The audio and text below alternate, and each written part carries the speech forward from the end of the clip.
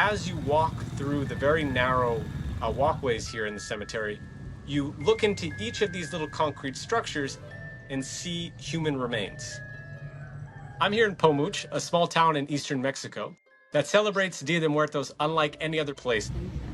This is a tradition in which the locals actually exhume bodies of their deceased loved ones and clean the bones every year and leave them on display.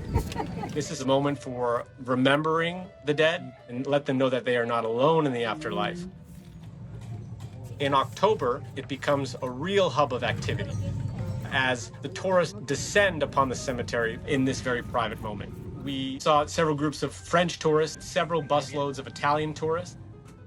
About 10,000 people live in Pomuch, and the locals here have really kept their tradition alive, passing it on from generation to generation. That's la abuelita, ándale.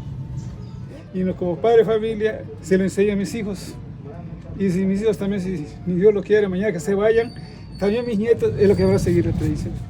We came upon one couple, Jorge and Maria Luisa. The bones that they were cleaning were the bones of Maria Luisa's first husband. And they told us that just a few days earlier, they had cleaned the bones of Jorge's first wife. And so this is part of their own new connection.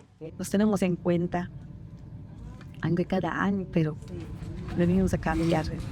Podemos tomar una foto. For many of the locals, they are really happy to welcome tourists here. And in fact, Jorge told me very directly that he loves it. He's very open. He's proud to show off this culture. But for some of the locals here, it has changed the experience for the worse. This is a moment for remembering the dead.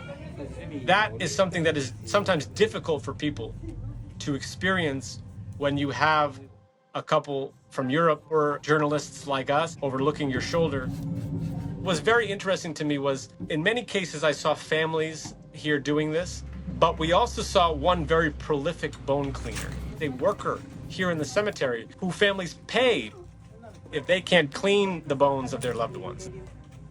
So he says he cleans about 200 skeletons per year. He charges about $2 per skeleton.